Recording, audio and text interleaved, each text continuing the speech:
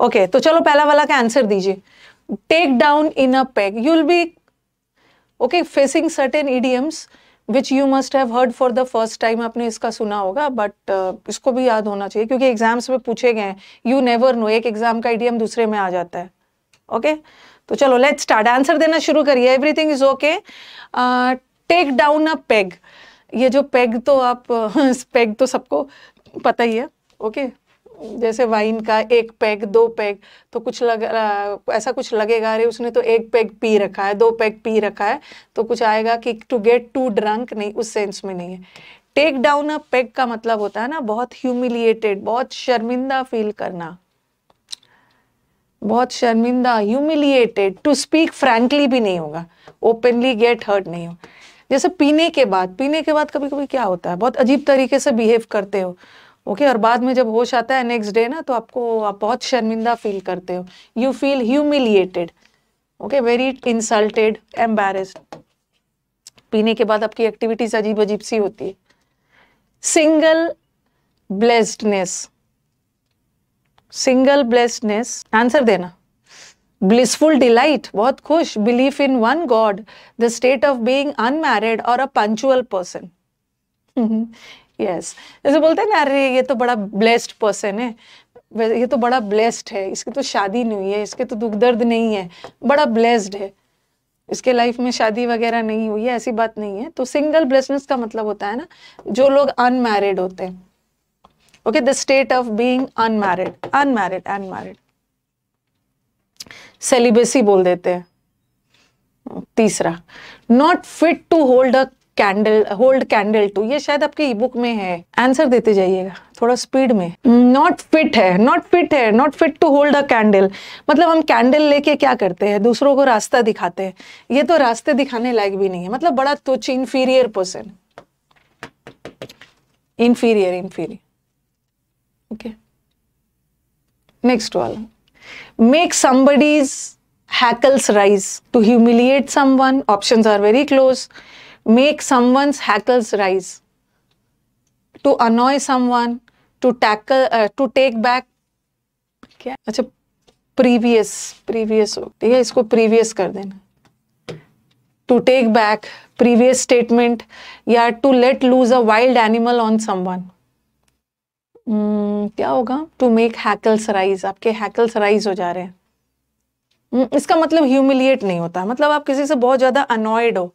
Okay to अनॉय someone, जैसे बोलते हैं ना टू रफल समवन्स फेदर, मतलब बहुत ज्यादा इरिटेट हो जाना, अनॉय हो जाना, अनॉय. वेरी गुड, ये आपको पीडीएफ मिल जाएगा. चौथा, turn up one's nose at. अपना नोज किसी की तरफ टर्न अप करना. फाउल स्मेल, कभी कभी होता है ना नाक भाव से कोड़ना, गंदी बदबू आ रही है, नहीं. To refuse to acknowledge a grave situation, मतलब किसी भी सीरियस सिचुएशन को एक्सेप्ट नहीं करना या कंपैरिजन करना. क्या होता है? To turn up one's nose at, नाक भाव से रिजेक्ट करना. नहीं, refuse to turn up one's nose at का मतलब है ना गंभीर सिचुएशन को एक्सेप्ट नहीं करना, ये नहीं है. इसका मतलब होता है रिजेक्ट करना. किसी भी चीज को रिजेक्ट कर. ठीक है गलत भी हो रहा है, कोई दिक्कत नहीं है, पहली बार सुना है, इसको याद कर लेना. ईडीएम्स में गलती भी हो रही है, कोई बात नहीं है, इसको तो याद कर लोगे, ठीक हो जाएगा. कोई कॉन्सेप्ट वाला क्वेश्चन तो है नहीं. To be tied to the apron strings. अच्छा मुहावरे. Apron, to be tied to the apron strings. Hindi में बोल देते हैं ना किसी के पल्लू से बंधे होना. एप्रन, फीमेल खाना बनाते समय एप्रन पहन लेते हैं ना. हाँ टू बी टाइड मतलब ये तो इसके पल्लू से बंधा है, मतलब किसी भी विमेन के इन्फ्लुएंस में रहना. जैसे जैसे वो विमेन आपको बोल रहे हैं पल्लू से बंधे रहना, वैसे आप कर रहे. नहीं, to have a long day of work ahead of you नहीं. किसी के मतलब कंट्रोल में होना, और खास करके women. To go pear shape हो गया. पियर नाशपाती को बोलते हैं ना, फ्रूट है, पियर शेप्ड हो जाना.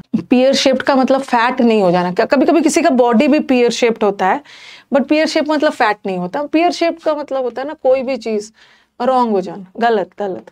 फैट नहीं होगा, फैट नहीं है. नहीं, फैट नहीं है. Pear shaped is go wrong. Spear shaped body होता है, but that is the literal meaning. अभी हम लोग ईडीएम कर रहे हैं, ईडीएम का कोई खास मीनिंग होता। एब्सेंस, ये तो कर लोगे, absence makes the heart grow fonder, ये तो हमारा सब स्टूडेंट करेक्ट करेगा। एब्सेंस, कभी कभी कोई लोग आपकी वैल्यू नहीं समझते, जब आप उस व्यक्ति से दूर हो जाते हो ना, ओके, जब दूरी आ जाती है तो आप उसकी कदर करने लगते हो, आप उसको मिस करने लगते हो, ये तो इजी है ना।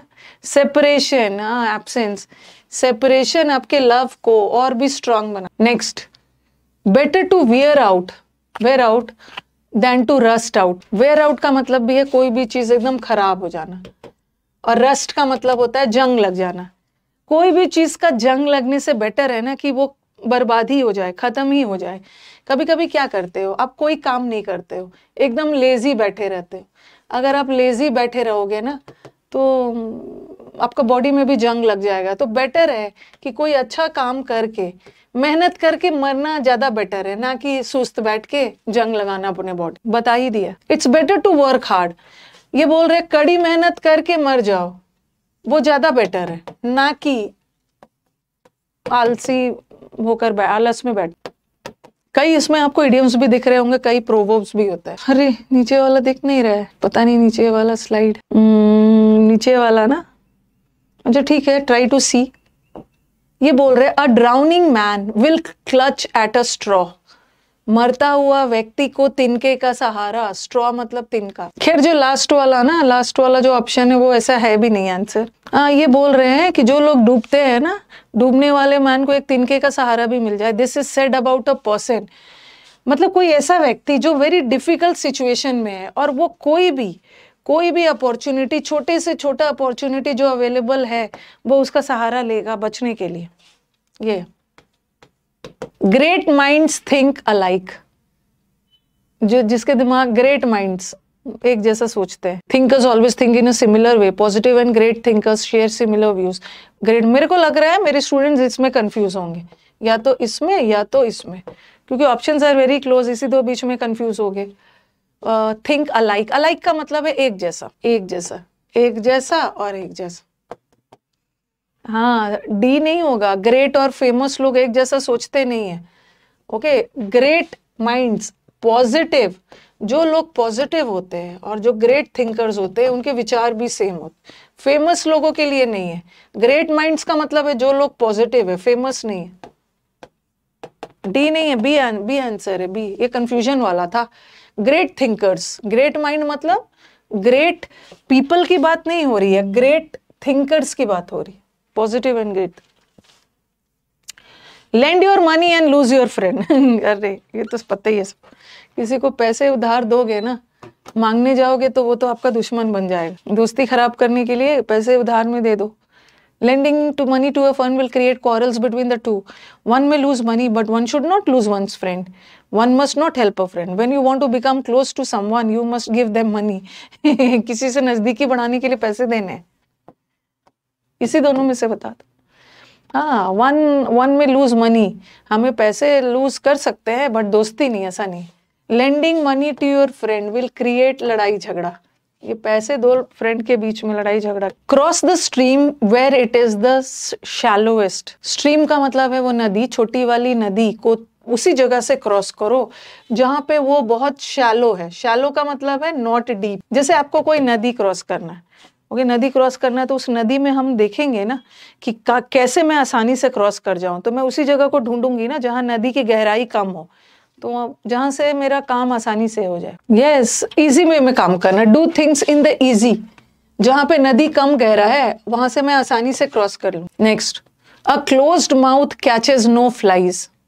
अगर तुम्हारा मुंह बंद रहेगा ना तो तुम्हारे मुंह के अंदर कीड़े मकोड़े भी नहीं जाएंगे, इसीलिए मुंह बंद करके रखना है। कभी कभी सिचुएशन के अनुसार ना ज्यादा बोलने से लोग हमें जज करने लगते हैं, तो बेटर है कि मुंह बंद करके रखो। ये PYQs है, PYQs इस साल का ही PYQs है जो मेरे को डिफरेंट एग्जाम्स में देखने को मिला है, अपने मन से नहीं है। उस एग्जाम में ना कुछ PYQs भी आए, सॉरी कुछ इडियम्स भी आए थे, कुछ प्रोवर्ब्स भी आए। हाँ, ये बोल रहे हैं कि जितना हो सके कम बात करिए। द लेस यू टॉक, जितना कम बात करोगे ना उतने ही लोग आपको जज कम करेंगे। उतना ही आपको गलत नहीं समझा जाएगा, इसलिए मुंह बंद करके रहना। Appearances can be deceptive. आपका जो अपीयरेंस है ना, आपका हाव भाव, आपका लुक, डिसेप्टिव का मतलब होता है चीट करने वाला, चीटना, धोखा देने वाला। तो कभी कभी हम क्या करते हैं, हम जो होते हैं वो हम दिखते नहीं है। तो कभी कभी हम किसी व्यक्ति का मतलब हाव भाव देख के, आउटवर्ड अपीयरेंस देख के ना धोखा खा सकते हैं। वो जो है वो दिख नहीं रहा है, और जो नहीं दिख रहा है वो है। Yes, sometimes something might be different from what they, बाहर से जो दिख रहा है अंदर से वो है नहीं। तो ये छलावा है आपका। Among the blind one eyed man is king. ये तो हिंदी में भी मुहावरे। अंधों के बीच में एक काना राजा, ये तो हिंदी में भी सुना। ऐसे ऐसे बोल देते हैं ना, अरे मेरे को तो 3rd प्राइज मिला, रेस में दौड़ 3 लोग रहे थे, मैं तो 3rd आया, 3 लोग दौड़ रहे थे उसी में 3rd आया। मतलब अंधों में काना राजा, बेवकूफों के बीच में एक आदमी भी अच्छा निकल गया ना, उसको लोग राजा मान लेते। जो इनकेपेबल पर्सन है, जिसके अंदर कोई क्षमता नहीं है, उसको भी पावरफुल पोजीशन मिल जाता है। क्योंकि बाकी सारे लोग तो वहां इनकेपेबल है, सारे लोग वहां पे अंधे हैं। तो एक अंधों में काना राजा, उसी को पावरफुल पोजीशन मिल गया। Incapable person, an incapable person can also gain power if others, लड़ाई में others और भी ज्यादा incapable। An empty, ये तो बना, an empty vessels makes much noise। जो बर्तन खाली होते हैं ना वो ज्यादा हल्ला करते हैं। जो पेड़ में फल ज्यादा होते हैं, फलों से लदा हुआ होता है, वो हल्ला नहीं करता, वो झुका हुआ रहता है। और खाली बर्तन ही, खोखले व्यक्ति ज्यादा हल्ला करते हैं।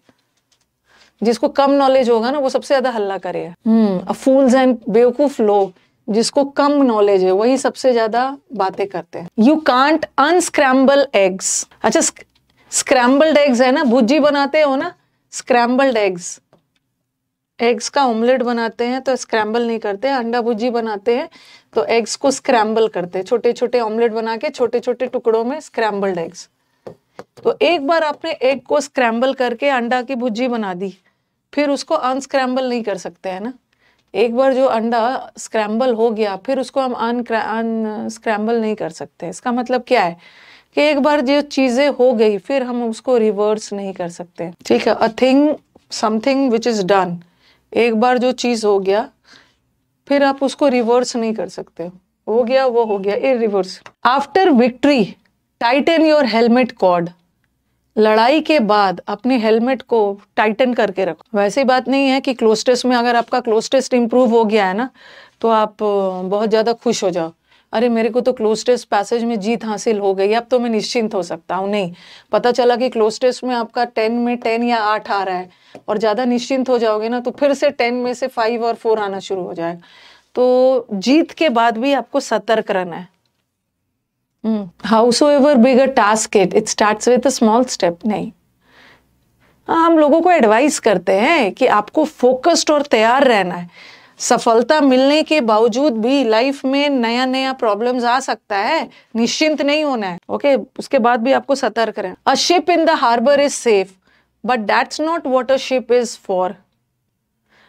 अगर शिप को हार्बर में रखते हो, ओके, शिप हार्बर कहाँ होता है, मतलब हार्बर जो पोर्ट में पार्क करके शिप को रखते हो तो वहां पे शिप तो सेफ है, ठीक है, सेफ है, लेकिन वो शिप का जगह नहीं है ना। अब कोई आर्मी, हमारे सोल्जर घर में बैठे हुए हैं तो सेफ है और बॉर्डर पे खतरा है, बट सोल्जर के लिए घर थोड़ी बना है, सोल्जर के लिए तो हमारा बॉर्डर ही बना है। क्या बोलना चाह रहे हैं? हाँ, शिप का जगह साइड में रहने के लिए नहीं है, शिप को तो बीच समुद्र में जाना, ये बोल रहे हैं।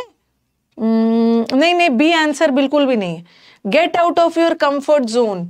अगर लाइफ में अपने आप को पहचानने के लिए, अपनी क्षमता पूरी तरह से एक्सप्लॉइट करने के लिए आपको अपने कंफर्ट जोन से बाहर निकलना होगा, रिस्क लेना होगा, तभी तो आप अपने आप को प्रूव करोगे।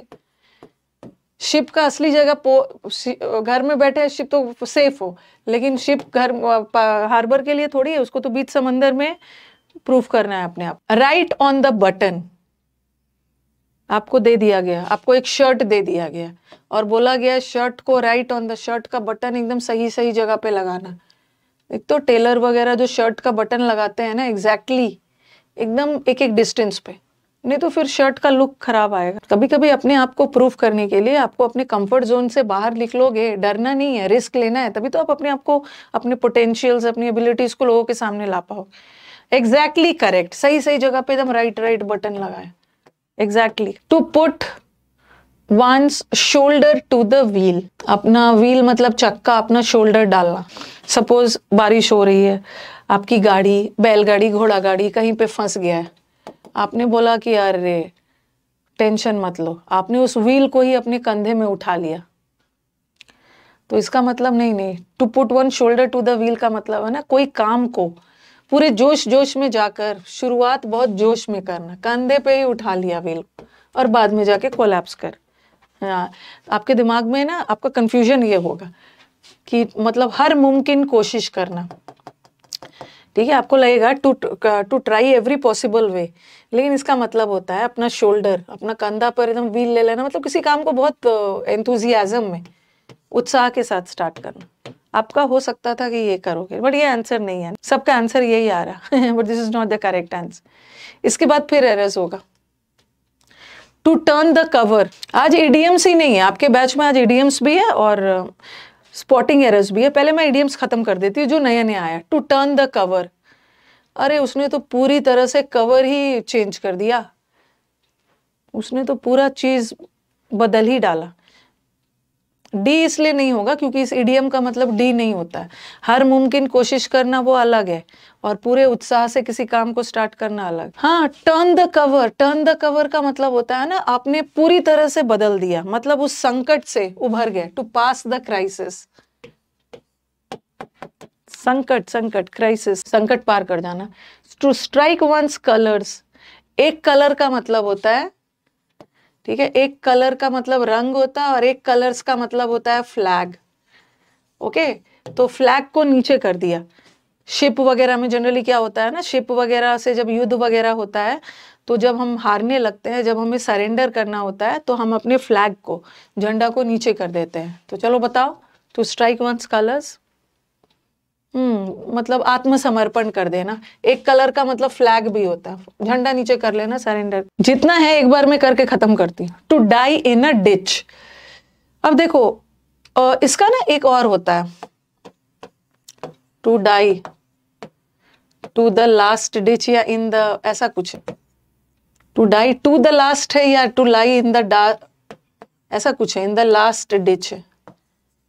यहाँ पे ना डिच का मतलब होता है खाई, गड्ढा, तो ये लास्ट डिच का मतलब होता है ना लास्ट डिच तक करना, मतलब अंतिम तक लड़ना, ये होगा। लेकिन यहाँ पे ये वर्ड अलग है। To die in a ditch का मतलब होता है to die till the last ditch होता है ना, एकदम अंतिम तक लड़ना, ओके, लास्ट तक लड़ना, बट यहाँ पे लास्ट डिच नहीं है। To die in a ditch का मतलब होता है टू अबैंडन अ पर्सन, जब उसको मदद की जरूरत होती है उसको खाई में छोड़ दिया, बी होगा, जब उसकी मदद की जरूरत होती है उसको खाई में ही छोड़ दिया। और to die in the last ditch का मतलब होता है अंत तक लड़ना। To turn up one's nose eight,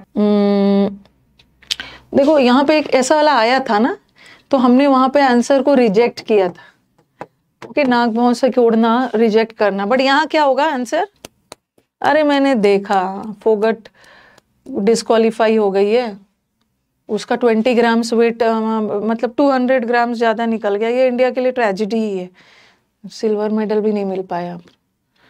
देखा, this is really a very bad news. नहीं, इग्नोर नहीं होगा, इग्नोर का मतलब है चलो अनदेखा करना, but turn up one's knows का मतलब होता है ना किसी को रिजेक्ट, मतलब इंसल्ट करना, बहुत इंसल्ट। सिर्फ इग्नोर नहीं करना, इग्नोर में तो अनदेखा कर रहे हो, बट यहाँ पे इंसल्ट कर। टू रन द गॉन्टलेट, एक तो मैंने करवाया है ना, to take up the gauntlet, एकदम लड़ाई के लिए रेडी हो, चैलेंज एक्सेप्ट किया है, वो टेकअप वाला है, बट यहाँ पे रन वर्ड है, गॉन्ट। अच्छा 100 ग्राम्स, ओके, 300 ग्राम्स बोल रहे हैं, कुछ 100 ग्राम्स बोल रहे हैं, चलो जो क्या करोगे, डिस्क्वालीफाइड हो गई है। रन द गॉन्टलेट का मतलब होता है ना क्रिटिसिज्म, आलोचना झेलना, आलोचना।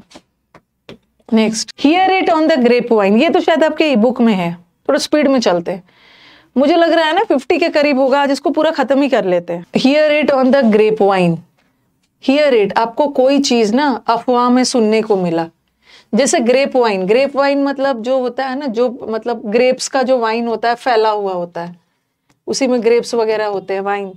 तो चीटिंग कर रहे हैं, चलो छोड़ो वो सब।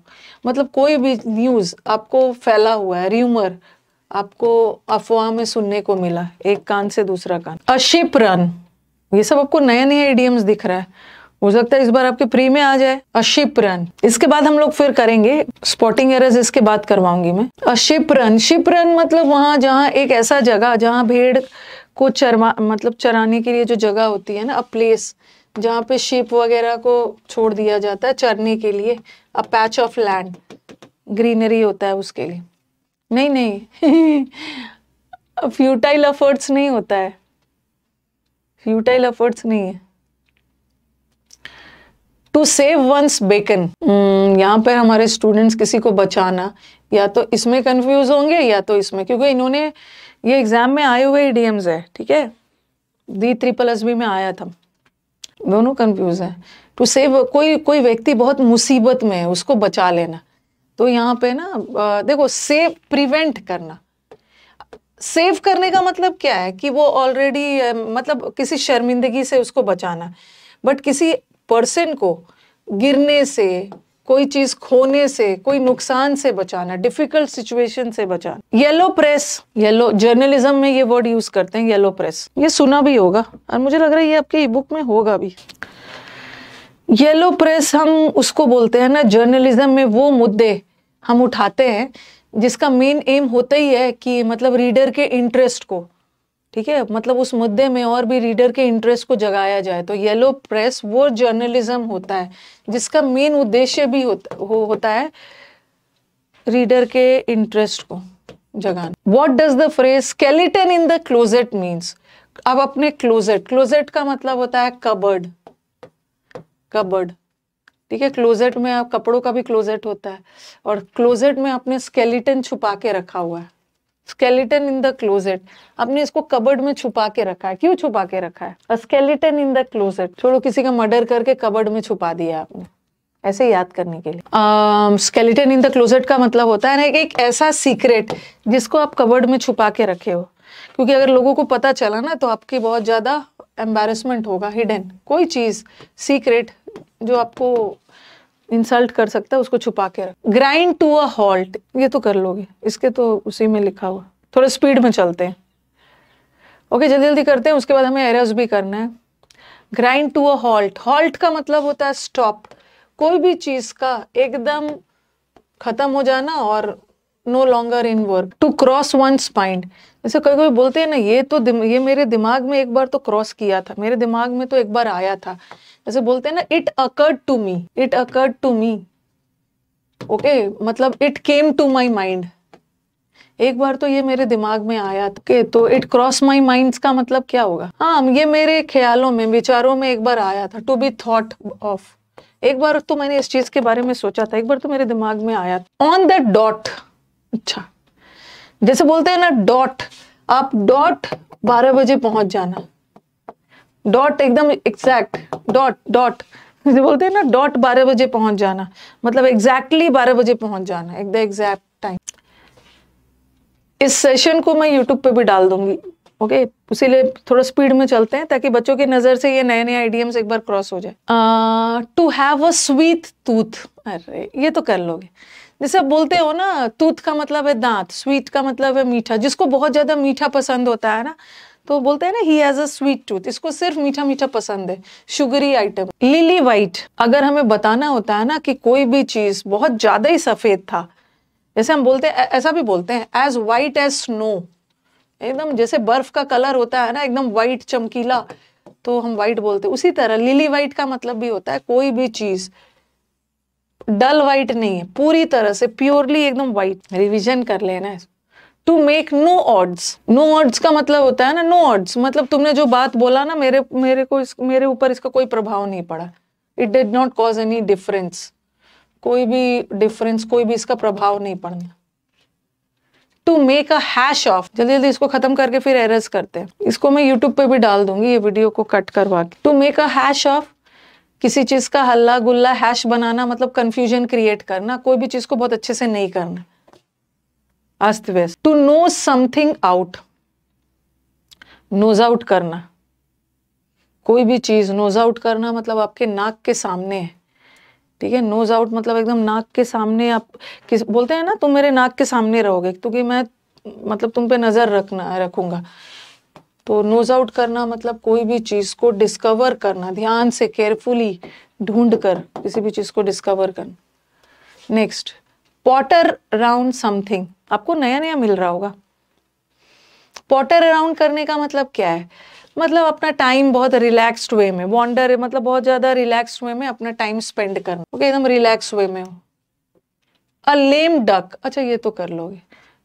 लेम का मतलब है लंगड़ा, डक, लंगड़ा डक का मतलब क्या है, पर्सन लंगड़ा मतलब who is very inefficient, inefficient है, केपेबल नहीं। ऑल द बेटर, क्योंकि बहुत सारे बुक्स में वो क्या करते हैं ना, प्रीवियस ईयर तो वो डाल रहे हैं, बट वो प्रीवियस ईयर ना हो सकता है सिर्फ एसएससी एग्जाम्स का डाल दे, सीएचएसएल का डाल दे, एमटीएस का डाल दे, सीपीओ का डाल दे, सीजीएल का डाल दे, और क्या है हमारे पास, स्टेनो का डाल दे। लेकिन आपका प्रीवियस पेपर में मैंने अपने ई बुक में सब डाला है, क्योंकि you never know.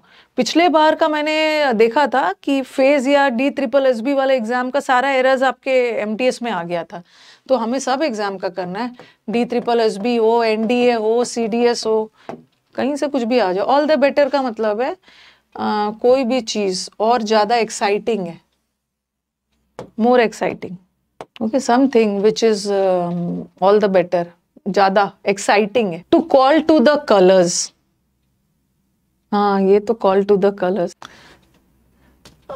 All the better, better throughout नहीं है, मोर एक्साइटिंग है, मोर एक्साइटिंग होगा, और भी पहले से भी।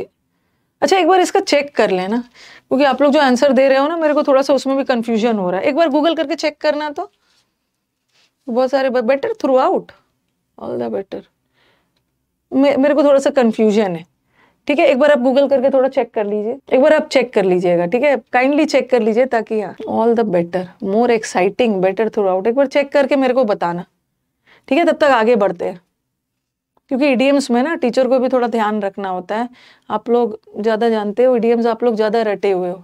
All the better, it's more, ज्यादा एक्साइटिंग। डी है आंसर, देखो चेक भी कर लेना।